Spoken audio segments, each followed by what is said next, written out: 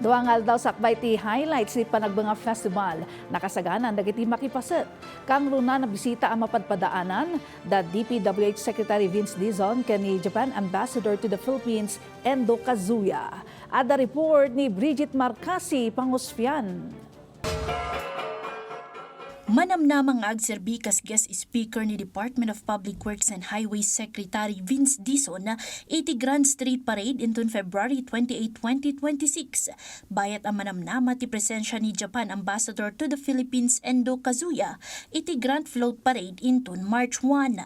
Agserbi matlaang kas special guest ni Philippine Sports Commission Chair John Patrick Pato Gregorio, Poland Ambassador to the Philippines Katarzyna Wilkowiaka, National President of the League of Cities Mayor Francis Zamora, ken da dumapaya.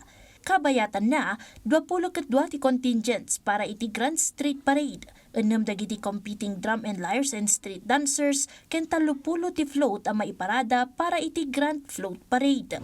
A good number but lower compared from last year. We have 11 large floats participating, but we could have had more. Manamnama makaawat iti 100,000 pesos a subsidiya dagiti participants ti Grand Street Parade malaksid iti premyo dagitoya.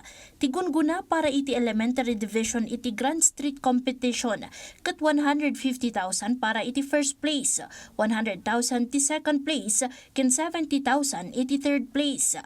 Para mat iti cultural competition na pasitan dagiti 25 a contingents. Dumanon iti 200,000 ti premyo ti first place, 100,000 ti second place, ken 70,000 ti third place.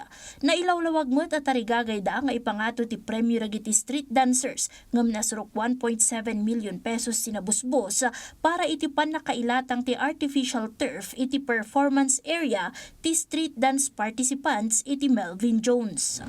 The turf for the performance area of the street dance people, street dance participants are already there, and that cost us about 1.7 million pesos. No? So maybe next year we can increase the prices for the kids, no, for the elementary division. Manamnama a 100,000 pesos ti premyo para iti first place ti small float, 50,000 ti second place ken 30,000 ti first place. Dagiti medium float ket 350,000 para iti first place, 250,000 ti second place ken 150,000 ti third place. Bayat a 1 million pesos ti first place iti large float, 400,000 ti second place ken 300,000 ti third place. Bridget Marcasi Pangosfian para iti Pambansang TV. Iti Baro a Pilipinas.